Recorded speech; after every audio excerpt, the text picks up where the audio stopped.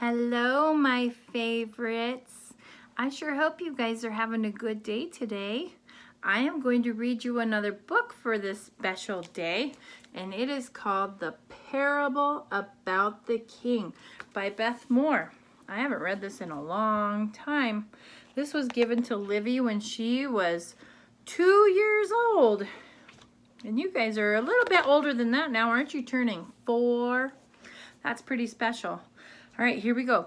Once upon a time, a young princess became angry with her father, the king.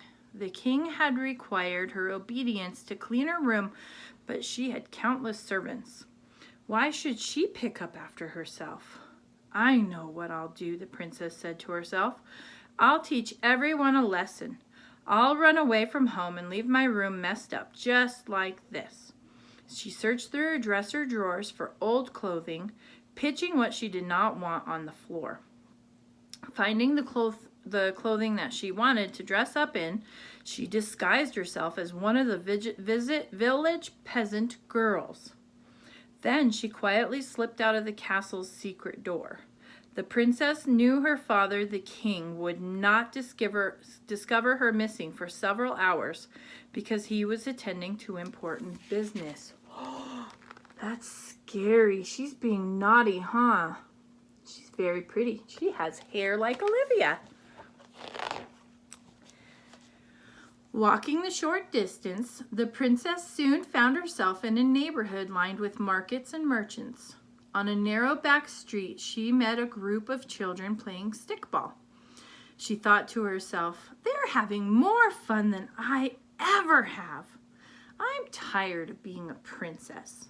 I shall be like them. It wasn't long before the children asked her to play stickball with them. She was so happy. The princess quickly caught on to their game. She elbowed whoever got in her way. You shouldn't do that. It's not nice. Just like them, though. She cursed when she missed the ball, just like them. And when she fell, plop, she fell straight onto the mud, just like them.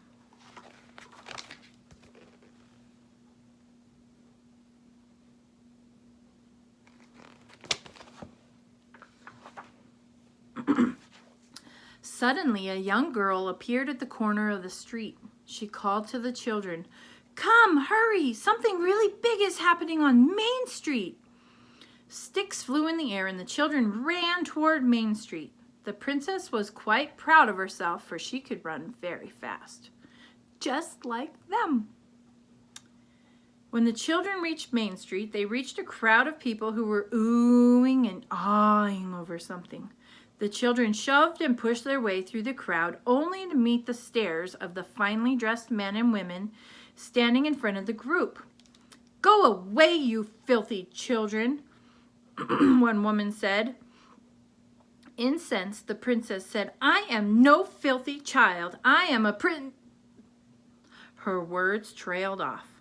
Looking at the children standing around her, she thought to herself, well, I used to be a princess. Now I'm just like them. With new resolve, she began to elbow her way through the crowd again, purposely getting mud on the hems of her fine dresses and skirts. Look at how these adults are looking at them.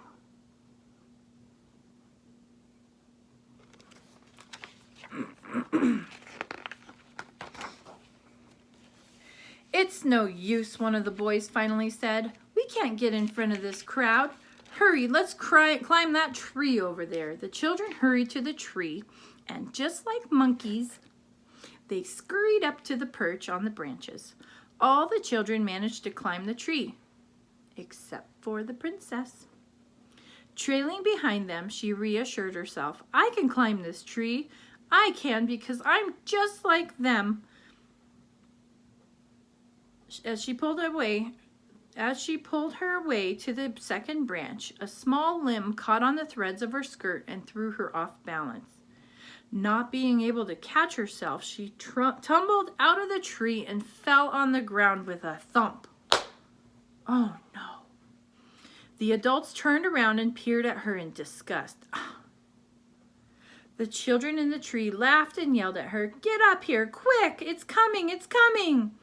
and she didn't know what was coming, nor did she care at the particular moment. Humiliated and bruised from the fall, she wanted to cry.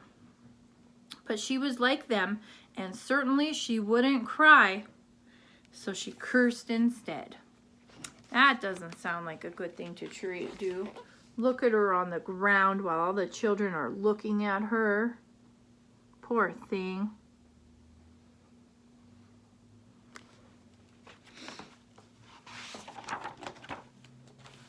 Determined, the princess finally made her way up the tree and settled insecurely on a lower branch. What are we looking for anyway? She asked. It's the king, yelled the other kids. Don't you know a king when you see one? They sneered at her. She slowly pulled herself up to the next branch and stretched to see the king, as the envoy of dignitaries stood beside a lavish coach. Then the door opened and out stepped the king, so tall, so dignified, so royal. Hail His Majesty the King, an aide announced. The crowd responded, Long live the king! The dignitaries dropped to one knee. The crowd bowed before him. Only the king was left standing. Look, they're all kneeling on the ground, and there's the king and the beautiful carriage, but all of them are kneeling on the ground. Is that where the children are in the tree?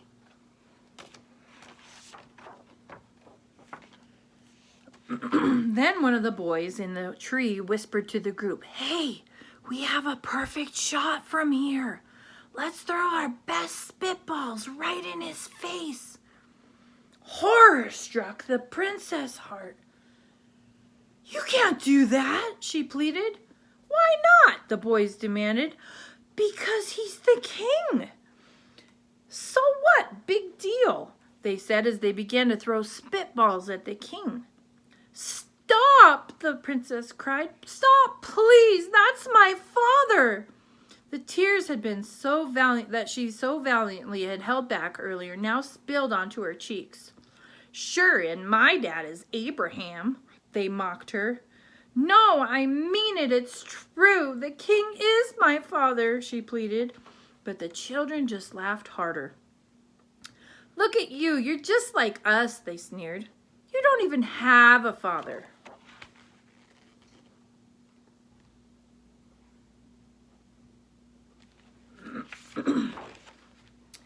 The princess looked at her father just in time to see him wipe something from his face. He looked up in the tree as the children yelled and cursed at him. Indescribable shame filled her heart. She was sure her father had seen her, but maybe, just maybe, he hadn't recognized her. The princess jumped out of the tree and began to run. As she did, the children started to throw their spitballs at her. The princess began to run back toward the palace, and she ran and ran, sobbing every step of the way. Stopping to catch her breath, the princess suddenly became aware of her stinging elbows and knees. She was skinned and bleeding from the fall, and she began to cry even harder. Her heart sank, and she felt alone and very frightened.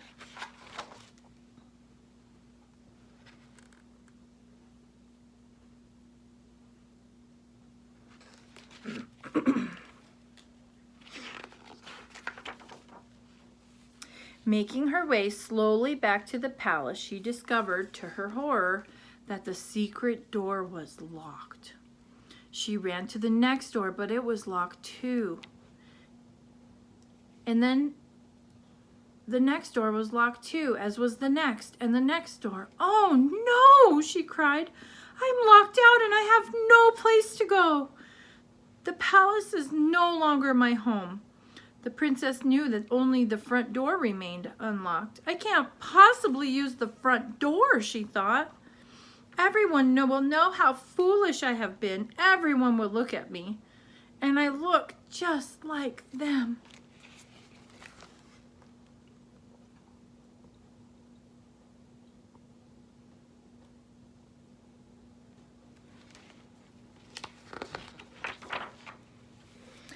So she waited and waited, trying desperately to think of some way to get out of this terrible mess.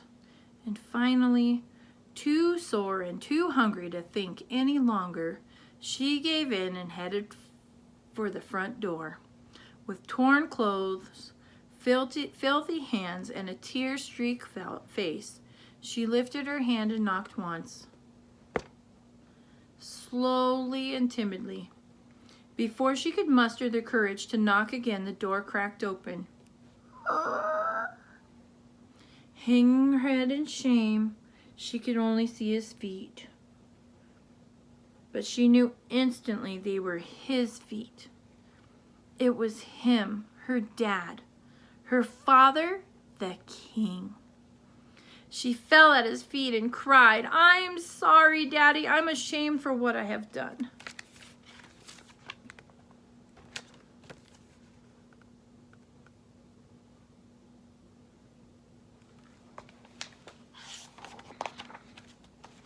Gently, the king kneeled beside her and pulled her into his strong, comforting arms. "Come here, my child, my princess," he said. "But I'm not a princess anymore. I'm just like them," she sobbed. "Ah, my child," he said. "You may have acted like them, but you are not one of them. You are mine. And you will never be happy until you accept both the privilege and the responsibility that goes with belonging to me." Look at how much he loves his daughter.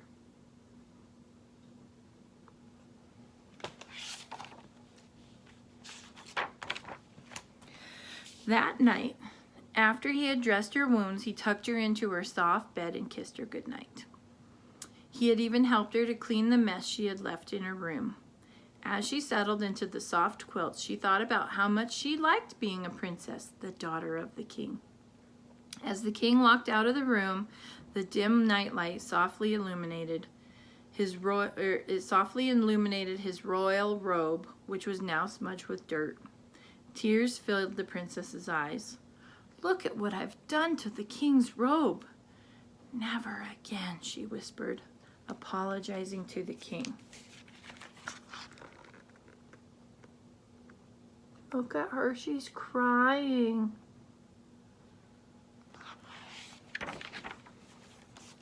Sensing her broken heart, the king turned and spoke softly. "Yes, my child, there will be other times, but I will open the door for you every time that you knock, and I will always love you, ever again." And this story has no end.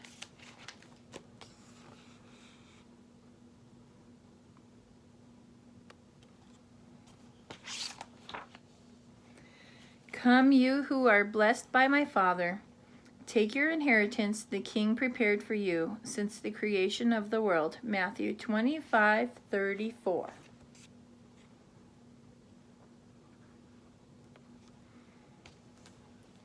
Who does the king remind you of in this story? I wonder who the king could represent. What about King Jesus? Do you think the king represents our Father God, King Jesus? I do, and I think that the little princess, What about a little prince named Tega? Or Aziz-san? You're a beautiful princess, huh? What about my other three, huh? Gaga? Does that little princess remind you of you? Or Runor? You think? Or Wairi? Does that little princess remind you of you? You guys remember that no matter what we do, no matter how dirty we get with sin or any of the choices that we make, that Jesus will always take us back. But we have to come to him and tell him that we're sorry, and he will always be there for us. I love you guys. I hope that you're doing well. Keep growing and keep loving Jesus with everything that you have. Love you. Your Auntie Brina, Livy, and Jojo love you.